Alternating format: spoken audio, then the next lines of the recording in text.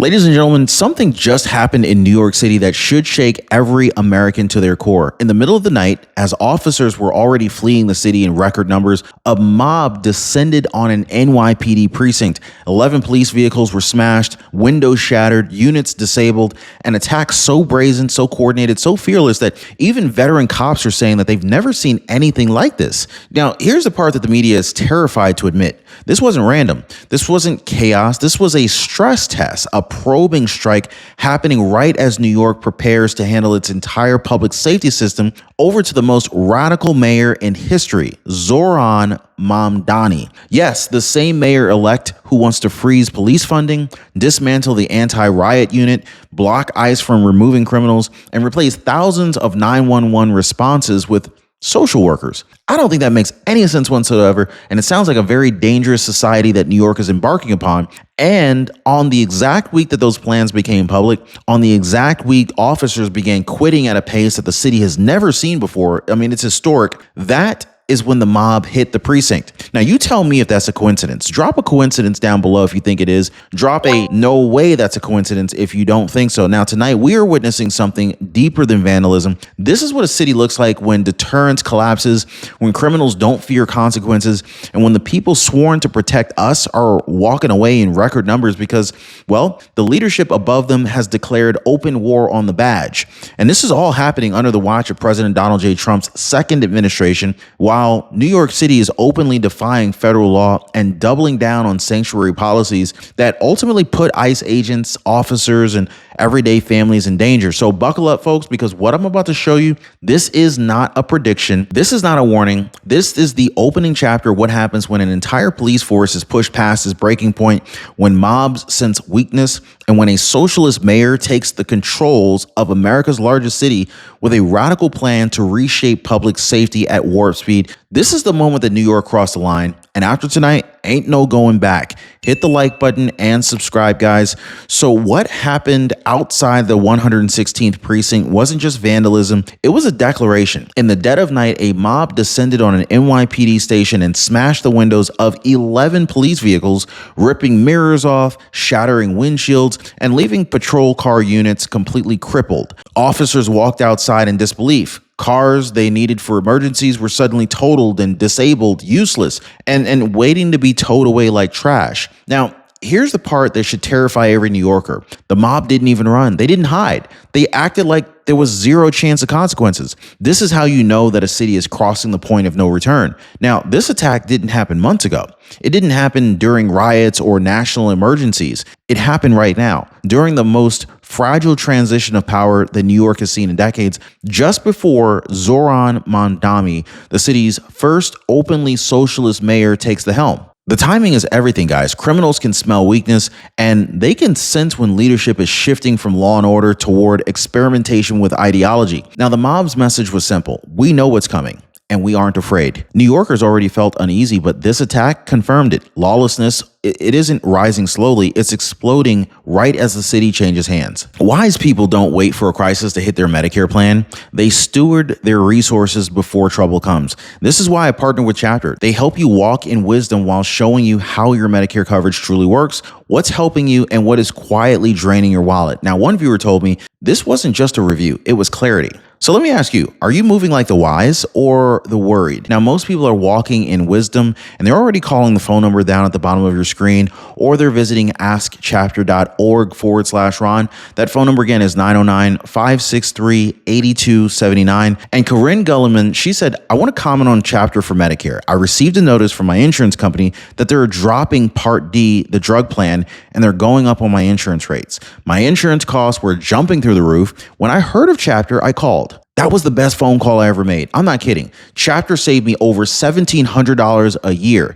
Now, if it weren't for Chapter, I'd have no choice at all. Thank you, Chapter. You made life a lot easier for me. Hey, drop an amen for Corinne, guys. So inside the NYPD, the mood is darker than it's been in decades. Officers aren't just frustrated, they're leaving. And the numbers are devastating. Since last October, 3,668 officers They just walked away. The department's headcount has fallen to 33,745. This is the lowest level many officers have seen in their lifetimes. 10 cops are quitting every single day. And by population standards, the city should have at least 42,000 officers. But instead, they're running on fumes. No contract, mandatory overtime, endless calls, rising hostility, and now a mayor-elect openly promising to reduce their role. I mean, the psychological climate has shifted from burnout to surrender. Now, talk to any veteran NYPD officer, men and women with 20, 30 years of service, and they will tell you the same thing.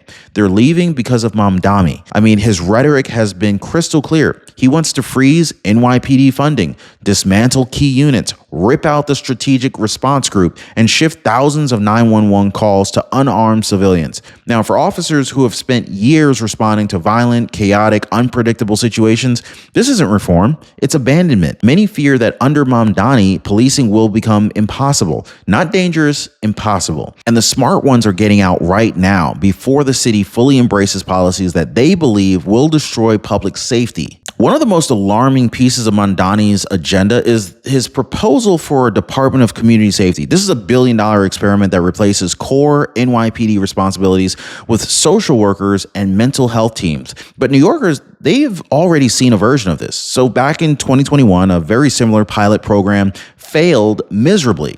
60% of calls were deemed ineligible because the situations were just too dangerous for civilians. And today, the city's mental health and homelessness crisis, they're worse than ever. Under this plan, unarmed civilians would be expected to walk into subway meltdowns, street confrontations, and mental health breakdown situations. These are situations even seasoned officers struggle to control. Now, if you want to understand why New Yorkers are panicking, look no further than the subway incident caught on camera. A disturbed individual panicking, shouting, lunging. Meanwhile, terrified commuters backed away, clutching their bags, unsure of what he would do next. There were no officers around, no backup, just chaos. Under Mamdani's system, this is exactly the kind of situation social workers would be dispatched to handle. Unarmed, unprotected, expected to de-escalate a moment that could turn violent in a split second. If this is the test case, the New Yorkers already know the outcome. The city isn't just unprepared, it's vulnerable, and criminals know it. So, as all of this is happening on the ground, there's another battle that's raging above it. A political showdown between New York City's sanctuary government and President Donald J. Trump's second-term administration. ICE officials have been very blunt. They want access to Rikers Island to detain criminal, illegal immigrants safely inside the jail where no one can run or resist. But the New York City Council blocked it, forcing ICE into dangerous street arrests, exposing agents, bystanders, and even suspects to unnecessary risk. Federal officials are warning that NYC's sanctuary stance is actively creating public safety threats. But the incoming administration at City Hall, they're doubling down. And so with Mamdani preparing to take office, something unprecedented is forming. A city council perfectly aligned with him, ideologically at least, strategically, and even aggressively. They are already signaling that they will be rubber stamping his agenda at warp speed, green lighting policies that reshape NYPD faster than anyone had imagined. Now, inside the department, officers describe a deep, rising anxiety, not about change, but about the speed of the change. Veteran cops are fearing that their entire units will be eliminated overnight. Commanders worry about losing tools needed to control riots or mass unrest. And, well, let's just say that city residents are sensing it too. With a fully unified socialist bloc in power, resistance inside City Hall is effectively gone. One of the most controversial pieces of Mamdani's overhaul is his push to dismantle the Strategic Response Group, the NYPD's anti-riot, anti-terror rapid deployment unit. This is the team that responds when hundreds of protesters suddenly turn violent, when mobs from outside police stations, when ICE agents are attacked, or when emergency backup is the only thing preventing the city from spiraling. So Mamdani claims the unit threatens First Amendment rights, but critics warn that without SRG, New York will be completely exposed during the next flash mob, the next political demonstration, or even coordinated attack. Removing this unit doesn't protect free speech, it removes the city's last line of defense. If New Yorkers needed more proof that the justice system is collapsing, they got it the moment police arrested the man accused of smashing 11 NYPD vehicles, only to watch him walk out of courts hours later. 14 counts of criminal mischief, resisting arrest, 2 weapons charges, and yet the judge released him on super supervised release because, well, the crimes weren't bail eligible. So yeah, they weren't bail eligible. To the average citizen, this feels insane. To the criminals, feels like permission. And to the police, it feels like betrayal. When someone can attack a precinct, destroy police equipment, and then be back on the streets the same night, deterrence doesn't just weaken, it evaporates. So while City Hall debates ideology, everyday New Yorkers are living through the consequences. With thousands of officers gone, mandatory overtime stretching the remaining force thin, and units being pulled from critical areas, 911 response times are climbing across the board. Burglaries, assaults, disturbances, calls that once saw officers arrive in minutes are now sitting in queue as dispatchers scramble to find anybody who's available. And the proposed solution? Shift these calls to unarmed social workers. But if trained officers can't respond fast enough, well, what chance will civilian teams have when confronted with unpredictable, volatile situations? The system isn't straining, it's breaking in real time. Talk to people outside the precinct where the attack happened, and the reactions will tell the entire story. Shocked residents pointing at smashed patrol cars, asking how criminals were bold enough to attack the police directly. Mothers wondering, how many more New Yorkers will be hurt? Other residents shaking their heads, saying that they've never seen the city this bad, not even in the 70s or even in the 80s. Over and over, one theme repeats: fear. Not fear of police, fear of what happens when police can't or won't intervene. Fear that the criminals are getting braver. Fear that the city is unprotected, and fear that the worst is still coming. And so what happened at the 116th precinct wasn't just another crime. It was a symbolic strike at the core of public safety. So when criminals feel confident enough to vandalize police property right outside the precinct with no fear of retaliation, it's sending a chilling message. The NYPD can't even protect itself. So how can it protect you? This is the kind of moment that kind of shifts the psychology of a city. Criminals gain confidence, residents lose it, and officers feel their authority slipping away. This attack wasn't random. This was a stress test on a weakened system, and based on the response, the mob learned exactly what it wanted to know. Now, under Mamdani's incoming administration, the NYPD is staring down